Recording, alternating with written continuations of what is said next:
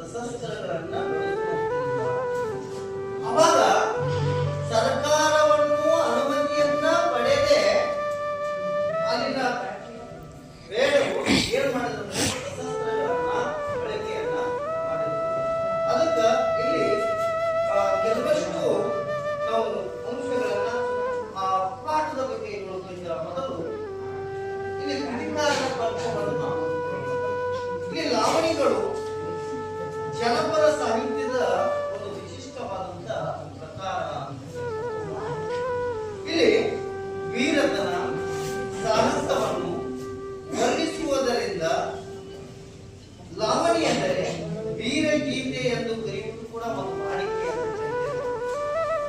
ಏಕ ಘಟನೆ ಆಧರಿಸಿದ್ದು ಕಥನಾತ್ಮಕವಾಗಿರುವ ಲಾವಣಿಗಳು ಹಾಡಿನ ರೂಪದಲ್ಲಿ ಕಟ್ಟಿದ ಕಥೆ ಅಂತ ಕರೆಯುತ್ತದೆ.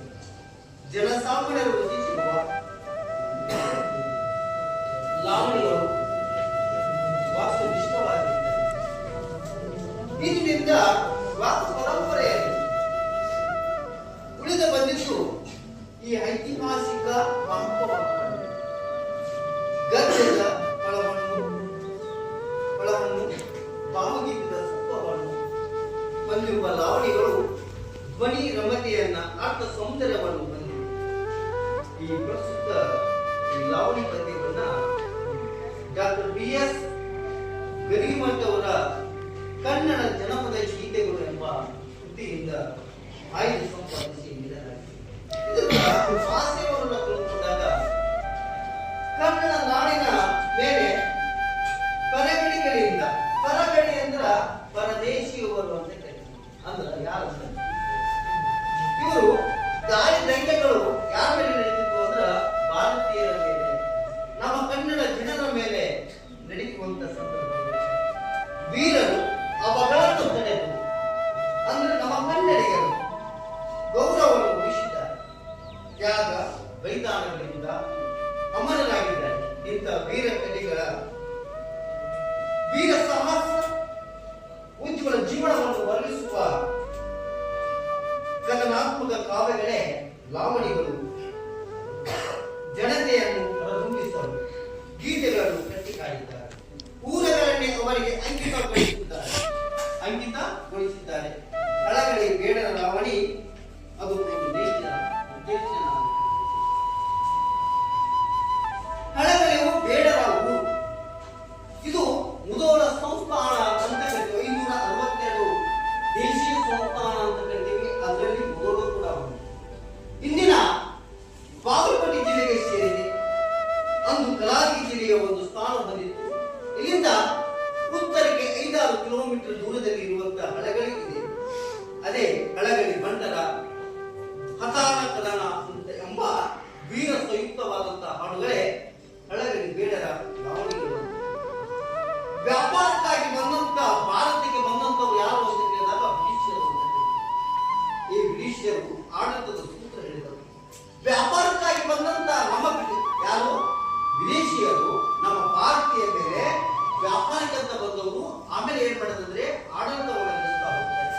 ಯಾವಾಗಂದ್ರೆ 1850 ಪ್ರಥಮ ಸ್ವಾತಂತ್ರ್ಯ ಸಂಗ್ರಾಮದ ಅನಂತರ ಭಾರತೀಯರ ಮೇಲೆ ನಿಶಸ್ತ್ರೀಕರಣದ ಅನುಭವವನ್ನು ಹೊಂದಿಸಿದರು. ಈ ಶಾಸನದ ಪ್ರಕಾರ ಸರ್ಕಾರ ಅನುಮತಿಯಲ್ಲದೆ ಭಾರತೀಯರು ಸಶಸ್ತ್ರಗಳನ್ನು ಹೊಂದುವಂತಿಲ್ಲ ಮತ್ತು ತಮ್ಮಲ್ಲಿರುವ ಆಯುಧಗಳನ್ನು ಸರ್ಕಾರಕ್ಕೆ ಒಪ್ಪಿಸಬೇಕು ಎಂಬುದಾಗಿ ಈ ಹುಕಮವನ್ನು ವಿರೋಧಿಸಿದಂತ ಅಲ್ಲಿ ದಂಗೆಗಳಾದವು. ಹಳಗಳಿಯ ರಾಮ, ಬಾಲ, ಹನುಮ, ಜಡಗ ಮೊದಲಾದ ವೀರರು ತಮ್ಮಲ್ಲಿರುವ ಆಯುಧಗಳನ್ನು ಕೊಡಲೊಪ್ಪದೆ ದಂಗೆಯ ಬಿಸಿ ಹೆಬ್ಬಳಕ್ಕೆಂಬ ಅಧಿಕಾರಿಯನ್ನು ಕೊಡಲಿ. ಇದರಿಂದ ಕ್ರೋಧಗೊಂಡ ಕಾರ್ಸಾಯ್ ಕಲಾವಿಯಿಂದ ತೊಡೆದುಕೊಂಡಿಸಿ ಹಳ್ಳೆಗಳಿಯನ್ನು ಮುತ್ತಿಗೆ ತೆಂಗಿ ಎದ್ದವರನ್ನು ಕಂಪನಿಯ ಸರ್ಕಾರ ದೌರ್ಜನ್ಯವನ್ನು ವಿರೋಧಿಸುವ ಕಥನಾಕವೇ ಈ ಲಾವಣಿ. ಇಲ್ಲಿ ಪ್ರವೇಶವನ್ನು ನೋಡಿದಾಗ ಜನಪದ ಸಾಹಿತ್ಯದ ಶ್ರೀ ಸಾಮಾನ್ಯರ ಅನುಭವ ಮತ್ತು ಕ್ರಿಯೆಯೊಂದಿಗೆ ಸಹಜ ಸ್ಫೂರ್ತಿಯಿಂದ ಹೊರಹೊಮ್ಮಿದ ನುಡಿಗುತ್ತುವಂತೆ ಎಂದಿದ್ದ ಜನಪದಗಳು ಬಾಲನೆ ಇದ್ದಂಥವು, ಅಕ್ಷರಸ್ಥ ಇರದೇ ಇದ್ದಂಥವು ಅಲ್ಲಿನ ಜನಪದಗಳು ಏನಂತ ಹೇಳ್ತಾವಂದ್ರೆ, ಹಾಡುಂದ ತವರಿಗೆ ಏನೊಂದು ಹಾಡಲಿ ಬಳಿದಂಡೆಯಲ್ಲಿರುವ ಕರಿಗೀಯ, ಬಳಿದಂಡೆಯಲ್ಲಿರುವ ಕರಿಗೀಯ ಕುಡಿಯಂತ ಹಬ್ಬಳ್ಳಿಯವರ ರಸಬಳ್ಳಿ. ಇಂಥ ಜನಪದ ಗೀತೆಗಳನ್ನ ಓದಲು ಬರೆಯಲು ಬಾರದೆ ಇಂಥವರು ಖಂಡಿತ ಜನಪದಗಳನ್ನು ತಮ್ಮ ಶಕ್ತಿ ಸಾಮರ್ಥ್ಯದ ಮೂಲಕ ಸುಗ್ಗಿ ಹಬ್ಬಗಳಲ್ಲಿ ಮತ್ತು ಹೊಲಗಳಲ್ಲಿ ಆಸಕ್ಕೆ ಬೇಸರಿಕೆ ಕಳೆಯುವ ಸಲುವಾಗಿ ಹಾಡುಗಳನ್ನು ಕಾವ್ಯಗಳನ್ನು ಕಟ್ಟಿಕೊಂಡು ಹಾಡ್ತಾರೆ. ಅದಕ್ಕ ಶಿಷ್ಟ ಸಾಹಿತ್ಯಕ್ಕೆ ಜನಪದ ಸಾಹಿತ್ಯವೇ ಮೂಲ ಪ್ರೇರಣೆ. ಅದರಲ್ಲಿ ಜನಪದ ಗೀತೆಗಳಿಗೆ ಅಗ್ರಸ್ಥಾನ. ಜನಪದ ಕಥೆ, ಗಾದೆ, ಒಗ್ಗಟ್ಟು ಮತ್ತು ಲಾವಣಿಗಳು ಪ್ರಮುಖ ಪ್ರಕಾರಗಳು. ನಾಡು ನುಡಿಗಾಗಿ ಶ್ರಮಿಸಿದ ಸಾಧಕರನ್ನು ಕುರಿತು ವ್ಯಕ್ತಿ ಚಿತ್ರಗಳು ಹಾಗೂ ಐತಿಹಾಸಿಕ ವಿವರಗಳನ್ನ ನಾವಿಲ್ಲಿ ನೋಡ್ತಾ ಹೋಗ್ತೇವೆ. ಇಲ್ಲಿ ಅತ್ಯಂತ ಸ್ವತಂತ್ರ ಪ್ರಿಯರಾಗಿರುವಂತಹ ಹಳಗಲಿ ಬೇಡರು ಕಾಯ್ದೆಯನ್ನು ವಿರೋಧಿಸಿ ಹುತಾತ್ಮರಾದರು. ಈ ಸಂದರ್ಭದಲ್ಲಿ ಅನಕ್ಷರಸ್ಥ ಸಮುದಾಯದಲ್ಲಿ ಇದ್ದಂತ ಸ್ವತಂತ್ರ ಪ್ರೇಮವನ್ನು ಪರಿಚಯಿಸಿ ದೇಶ ಪ್ರೇಮವನ್ನು ವಿದ್ಯಾರ್ಥಿಗಳಲ್ಲಿ ಬೆಳೆಸುವುದು ಒಂದು ಆಸೆ ಅಂತ ಹೇಳ್ತೀವಿ. ಇಲ್ಲಿ ಬಗ್ಗೆ ನಾವು ವಾಚನವನ್ನ ಮಾಡ್ತಾ ಹೋಗ್ತೀವಿ. ಆ ವಾಚನದ ಬಗ್ಗೆ ಹೊತ್ತು ಬಂದಿತು ಮತ್ತ ನೋಡಿರಿ ಕತ್ತಿ ಹಿಡಿಯುವ ಜನಕ,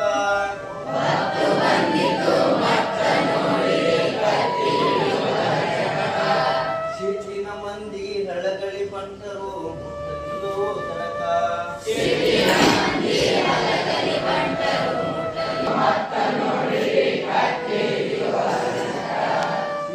ಮಂದಿ ಹಳಗಳಿ ಬಂಟರು ಮುಟ್ಟಲಿಲ್ಲವೋ ತನಕ.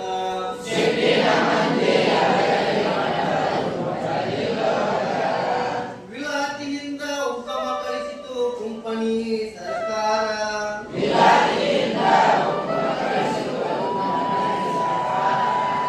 ಎಲ್ಲ ಜನರಿಗೆ ದೂರ ಮಾಡಿ ಕಸಿದುಕೊಳ್ಳಿರಿ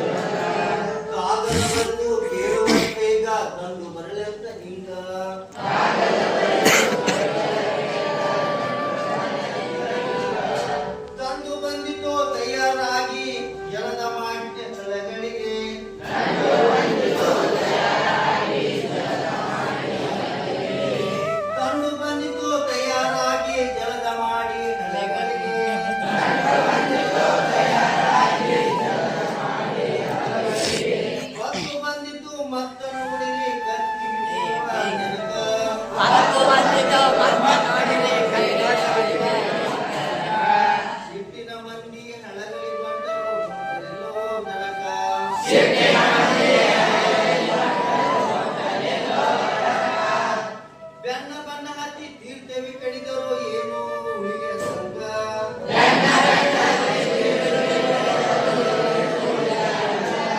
ನಡುವೆ ಹಾಕೊಂಡು ಬಡಿದರು ಗುಂಡು ಕರುಣ ಇಲ್ಲದಂಗ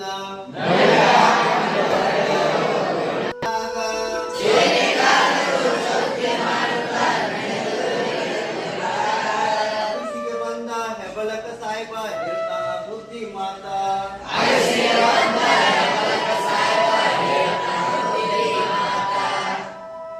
ಕೊಡ್ತೇವಿ ಕಬುಲ ಕೇಳಿರಿ ಮಾತ ಹೋಗಬ್ಯಾಡರಿ ಸತ್ತ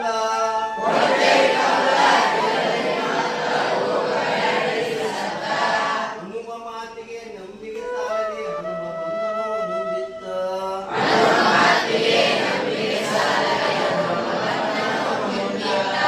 ಮತ್ತು ಬಂದಿತು ಮತ್ತ ನೋಡಿರಿ ಕತ್ತಿ ಹಿಡಿಯುವ ಜನಕ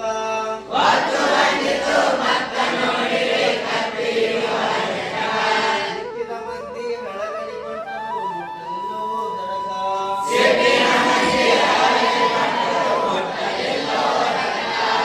ಜಡಗ ಹೇಳ್ತಾನೋ ಹೊಳಿರಿ ಇವ ಪೂರ ಘಾತಕಾರ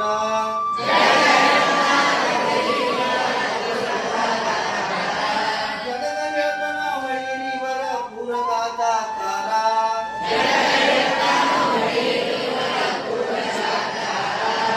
ವಿಶ್ವಾಸಘಾತಕ ಮಾಡಿದವರ ನಮ್ಮಂಗಿಲ್ಲ ನಮ್ಮ ಪಿತುರ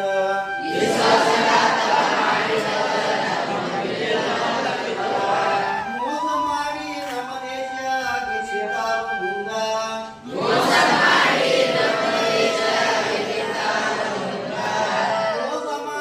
ನಮ್ಮ ದೇಶ ಗೆದ್ದಿದ್ದಾರು ಮುಂದ ನಮಗ ಕೂಗೋರ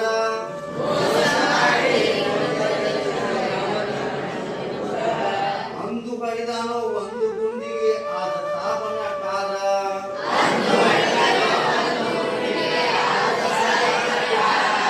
ಕಾರ ಸಾಹೇಬ ಬೆಂಕಿ ಚೂರಾದ ಲೂಟಿ ಮಾಡುತ್ತಾನೋ ಊರ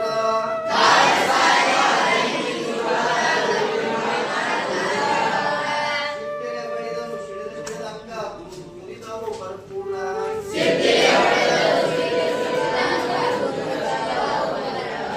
ಒಂದು ಬಂದಿತು ಮತ್ತ ನೋಡಿರಿ ಕತ್ತಿ ಹಿಡಿಯುವ ಜನಕ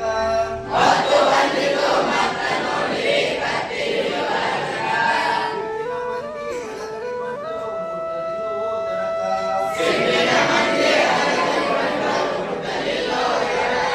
ಹನುಮ ಹೇಳ್ತಾನ ಕುಂದು ಹೊಡೆದು ಕೇರ ಕಡೆಗೆ ಉದಟ್ಟ ಭಾರ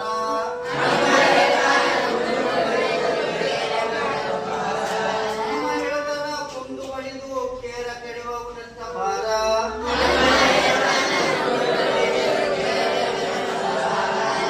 ಮಂದಿ ಮೈಮ್ಯಾಗ ಬಂದ್ರ ಆಗ ನೋಡು ಜೋರ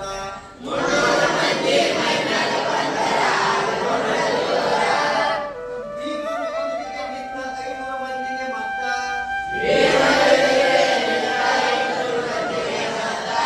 ಭೀಮನು ಎದುರಿಗೆ ನಿಂತ 500 ಮಂದಿಗೆ ಮತ್ತ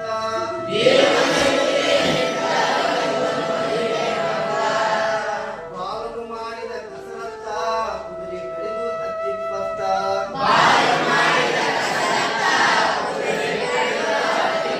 ರಾಮನ ಕಡಿತ ವಿಪರೀತ ಕಾಲುವೆ ಹರಿತೋ ರಕ್ತ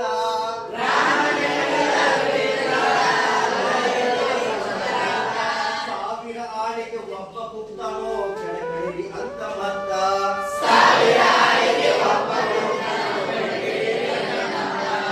ನಾಲ್ಕು ಮಂದಿ ನಿಂಗ ಕಡೆದು ಸತ್ತರೋ ಬೆಳಗಳಿ ಬಂಟರನ್ನ ಜನಕ